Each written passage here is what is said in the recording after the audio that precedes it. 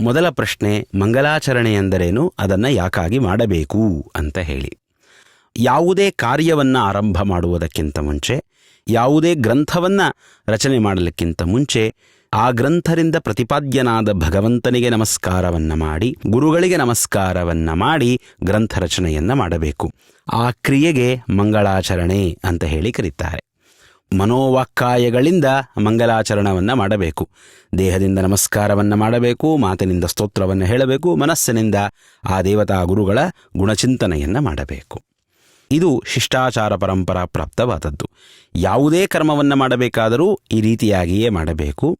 ಗ್ರಂಥ ರಚನೆಯನ್ನು ಮಾಡುವ ಸಂದರ್ಭದಲ್ಲಿ ಏನು ಗ್ರಂಥಕರ್ತೃಗಳು ದೇವರಿಗೆ ನಮಸ್ಕಾರವನ್ನು ಮಾಡ್ತಾರೆ, ಆ ಮಾಡಿದ ನಮಸ್ಕಾರವನ್ನು ಗ್ರಂಥದೊಳಗೆ ಸೇರಿಸ್ತಾರೆ. ಶಿಷ್ಯರು ಈ ರೀತಿಯಾಗಿ ಮಾಡಲಿ ಅಂತ ಸೂಚನೆ ಮಾಡುವುದಕ್ಕಾಗಿ ಆ ಗ್ರಂಥದ ಒಳಗೆ ಸೇರಿಸ್ತಾರೆ.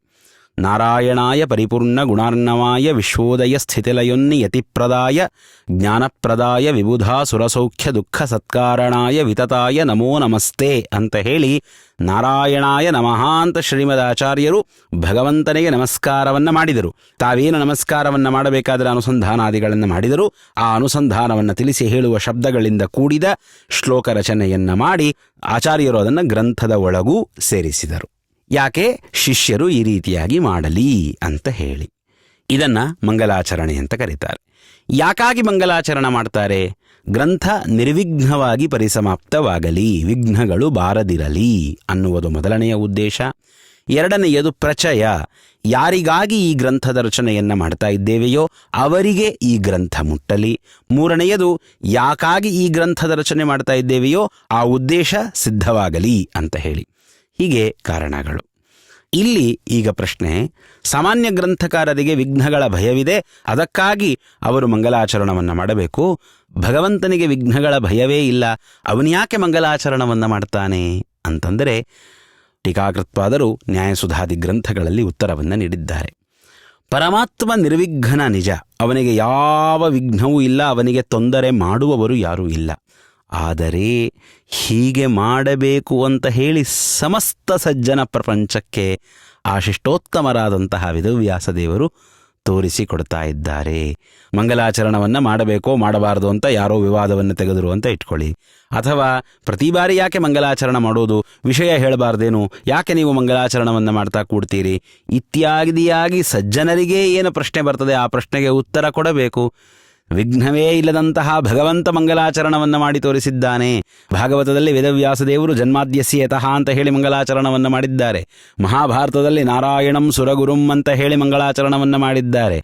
ಬ್ರಹ್ಮಸೂತ್ರಗಳಲ್ಲಿ ಓಂ ಅಥ ಅನ್ನುವಂತಹ ಶಬ್ದಗಳನ್ನು ಬಳಸುವುದರಿಂದ ಮಂಗಲಾಚರಣವನ್ನು ಮಾಡಿದ್ದಾರೆ. ಪುರಾಣಗಳಲ್ಲಿ ಮಂಗಳಾಚರಣವನ್ನು ಮಾಡಿದ್ದಾರೆ. ವೇದವ್ಯಾಸ ದೇವರು ಅನುಷ್ಠಾನ ಮಾಡಿದ ಮಹಾಸತ್ ಸಂಪ್ರದಾಯ, ಅದಕ್ಕಾಗಿ ನಾವು ಮಂಗಲಾಚರಣವನ್ನು ಮಾಡಬೇಕು ಅಂತ ಸಜ್ಜನರಿಗೆ ಶಿಕ್ಷಣ ನೀಡುವುದಕ್ಕಾಗಿ ವೇದವ್ಯಾಸ ದೇವರು ಮಂಗಲಾಚರಣವನ್ನು ಮಾಡ್ತಾರೆ. ನಾವು ಮಂಗಲಾಚರಣವನ್ನು ಮಾಡಿದಾಗ ದೇವರಿಗೆ ನಮಸ್ಕಾರವನ್ನು ಮಾಡ್ತೇವೆ. ವೇದವ್ಯಾಸ ದೇವರು ಮಂಗಲಾಚರಣೆ ಮಾಡಿದಾಗ ಯಾರಿಗೆ ನಮಸ್ಕಾರವನ್ನು ಮಾಡ್ತಾರೆ? ಕಾರಣ ಅವರೇ ಭಗವಂತ ಪರಮಾತ್ಮ ತನ್ನ ಗುಣಗಳನ್ನು ತಾನು ಚಿಂತನೆ ಮಾಡ್ತಾನೆ. ಸತ್ಯಂ ಪರಂ ಧೀಮಹಿ ಅಂತ ವೇದವ್ಯಾಸ ದೇವರು ಹೇಳ್ತಾರೆ. ತನ್ನ ಅನಂತ ಗುಣಗಳನ್ನು ಭಗವಂತ ತಾನು ಚಿಂತನೆ ಮಾಡ್ತಾನೆ. ಮತ್ತು ಮಹಾಭಾರತದೊಳಗೆ ಒಂದೇ ಭವಘ್ನ ಮಮರಾಸುರ ಸಿದ್ಧ ವಂದ್ಯಂ ಅಂತ ಹೇಳಿ ನಾರಾಯಣಂ ನಮಸ್ಕೃತ್ಯ ಅಂತ ಹೇಳಿ ನಮಸ್ಕಾರವನ್ನು ಹೇಳ್ತಾರೆ ವೇದವ್ಯಾಸ ದೇವರು. ನಮಸ್ಕಾರ ಹೇಗೆ ಸಿದ್ಧವಾಗುತ್ತೆ ಅಂದರೆ ಪರಮಾತ್ಮನ ಪರಮೈಶ್ವರ್ಯವದು.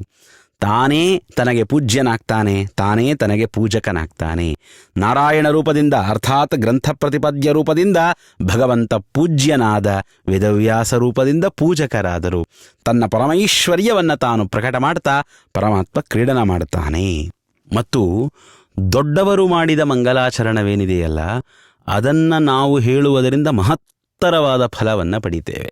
ಒಂದು ಶ್ಲೋಕವನ್ನು ನಾವು ರಚನೆ ಮಾಡಿ ಹೇಳುವುದಕ್ಕಿಂತಲೂ ನಮ್ಮ ಗುರುಗಳು ರಚನೆ ಮಾಡಿದ ಶ್ಲೋಕವನ್ನು ನಾವು ಹೇಳುವುದಕ್ಕೂ ವ್ಯತ್ಯಾಸವಿದೆ. ಅಂತಹದ್ದರಲ್ಲಿ ಸರ್ವಸರ್ವೋತ್ತಮನಾದ ಭಗವಂತ ಜನ್ಮಾದ್ಯಸ್ಯ ಯತೋನ್ಮಯಾದಿತರತಶ್ಚಾರ್ಥೇಷ್ವಭಿಜ್ಞಸ್ವರಾಟ್ ತೇನೇ ಬ್ರಹ್ಮಹೃದಾಯಾದಿ ಕವಯೇ ಮುಹ್ಯಂತಿ ಯಂ ಸೂರಯಃ ತೇಜೋ ವಾರಿ ಮೃದಾಂ ಯಥಾ ವಿನಿಮಯೋ ಯತ್ರ ತ್ರಿಸರ್ಗೋ ಮೃಷಾ ಧಾಮ್ನಾ ಸ್ವೇನ ಸದಾ ನಿರಸ್ತಕುಹಕಂ ಸತ್ಯಂ ಪರಂ ಧೀಮಹಿ.